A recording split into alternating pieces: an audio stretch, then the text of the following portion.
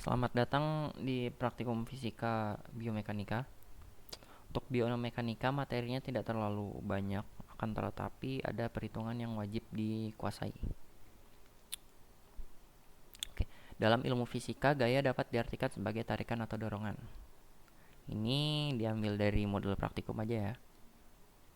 Apabila ditinjau dari keadaan tubuh saat bekerja, maka gaya dapat dibagi menjadi dua, yaitu yang statis dan yang dinamis. Statis adalah pada keadaan diam dan dinamis pada keadaan bergerak. Ini adalah jenis kontraksi, diambil dari Sherwood. Ada yang isotonik, isokinetik, dan isometrik. Kita bahas dari yang isometrik dulu. Sebelumnya kita tahu ketika otot berkontraksi, maka akan terjadi pemendekan. Akan tetapi, pada isometrik, dia tidak terjadi pemendekan, tidak terjadi perubahan panjang. Nah, ini contohnya ya. Ini pada keadaan normal, kemudian ketika kontraksi, dia tidak berubah panjangnya. Dia tidak memendek, tapi dia tetap berkontraksi, makanya tonusnya meningkat. Kemudian isotonik. Isotonik ini adalah yang normal terjadi di otot kita. Ini keadaan biasa, kemudian ketika kontraksi terjadi pemendekan, tapi tonusnya tetap, makanya namanya isotonik. Kemudian isokinetik. Isokinetik sebenarnya mirip dengan isotonik, akan tetapi pada isokinetik eh, kecepatan kecepatan pemendekan ototnya tidak berubah. Oke, kita review dulu. Isotonik terjadi pemendekan, terjadi perubahan panjang, akan tetapi tonusnya tidak berubah. Isokinetik terjadi pemendekan, akan tetapi kecepatan pemendekannya tetap konstan. Isometrik tidak terjadi pemendekan, akan tetapi tonusnya meningkat. Kemudian ada yang konsentrik dan eksentrik. Kontraksi konsentrik ini adalah yang biasa terjadi kontraksi maka terjadi pemendekan. Tapi untuk yang kontraksi eksentrik dia berbeda. Ketika terjadi kontraksi dia malah terjadi pemanjangan. Mengapa bisa begitu? Jadi bisa kita bayangkan saja ketika bebannya ini dikalikan 10 ya. Nah, ototnya ini dia tidak kuat lagi untuk mempertahankan posisi bebannya ini. Meskipun dia sudah berkontraksi, makanya dia nanti bakal jatuh gitu kan, dan ototnya memanjang. Nah, itulah eksentrik. Kalau dalam contoh kehidupan sehari-harinya, ketika kita sedang ingin meletakkan barbel atau buku di atas meja, tangan kita seolah-olah kayak ke bawah gitu. Nah, itu otot kita sedang relaksasi, tapi dia sebenarnya sedang kontraksi.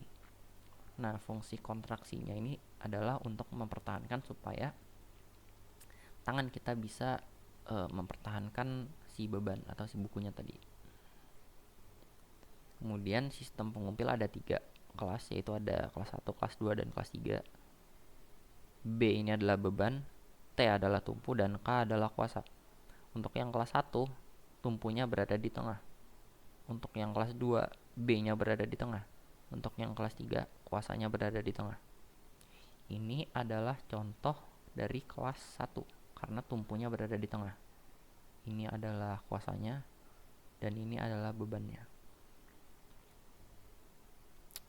Ini adalah contoh yang kelas 1 juga. Yang menjadi tumpunya adalah si articulatio temporomandibularis. Ini adalah bebannya dan ini adalah kuasanya. Kemudian ini yang contoh kelas 2. Ini adalah kuasanya, otot gastrocnemius dan soleus. Kemudian ini adalah bebannya, beban tubuh, dan ini adalah tumpuannya. Bebannya di tengah, maka dia termasuk kelas 2. Kemudian ini adalah yang contoh kelas ketiga. Ini tumpuannya, ini kuasanya, si otot bicep, dan ini adalah bebannya. Kuasanya berada di tengah, berarti dia termasuk kelas 3. Nah, ini adalah gambaran praktikum kita. Bisa dilihat seperti ini. kita ambil kesepakatan dulu.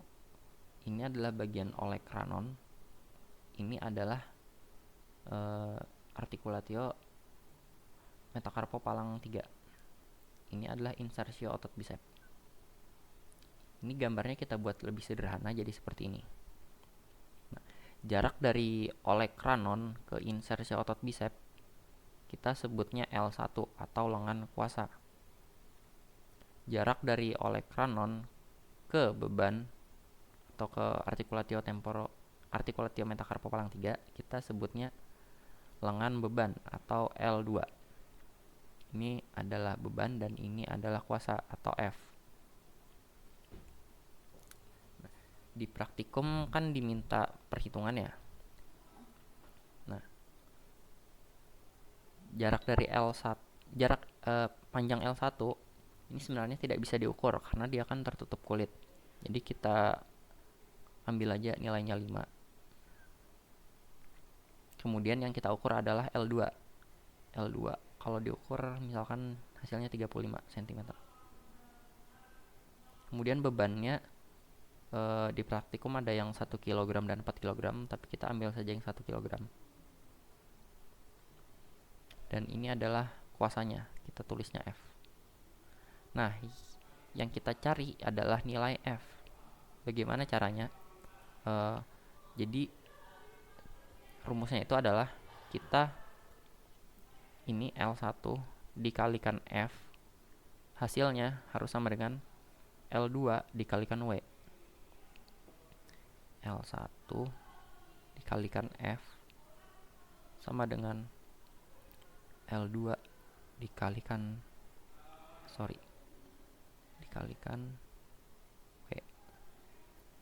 Hati-hati, ini adalah W.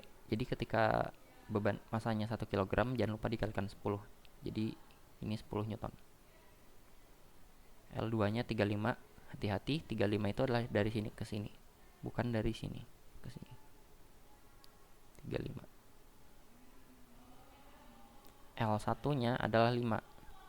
Kalau misalkan nanti ternyata di soal L1 nya itu disebutkan 2, berarti kita ganti saja L1 nya jadi 2. Nah, ini tinggal dihitung saja, 35 dikalikan 10, 350, kemudian dibagi 5. Berarti kita dapat F-nya adalah 70 Newton. Kalau misalkan ingin dalam satuan kilogram, tinggal dibagi 10 saja. Berarti jadi 7 kg.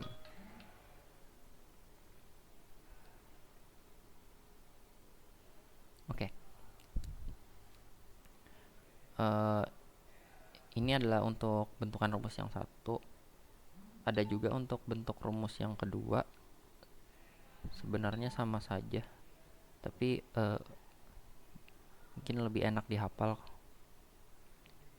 L1 per L2 sama dengan W per F. Nah, kalau aku lebih suka bentuk yang kayak gini karena dia kelihatan simpel. L1 per L2 sama dengan W per F. Hati-hati ya, ini W.